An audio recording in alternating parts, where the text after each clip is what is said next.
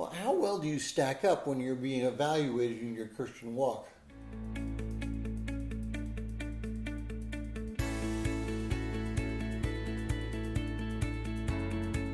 Well, if you're joining us in reading the 6-day reading plan, today's reading is James 1, 17 through 27, and I encourage you to read that passage. Well, this passage should cause you to sit up and think about how you live your walk in Christ.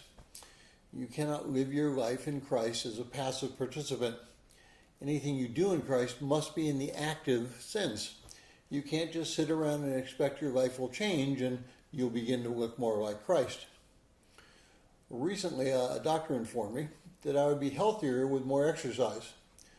Well, I was never one for intense activity, but I did walk quite a bit, and whenever it was possible, I would take the stairs rather than an elevator in a building. So I decided to walk the stairs, but the doctor seriously suggested to me that my exercise had to be more. He recommended I spend 45 minutes, 5 days per week, in a brisk walk or other types of exercise. And he was very clear. If I increased my physical activity, my overall health would improve. Well, it's the same way in our walk with Christ. Unless we are spending time with Him on a daily basis, we cannot possibly grow stronger in Him. Now we have a choice. We can either be weaklings or we can be active in Him.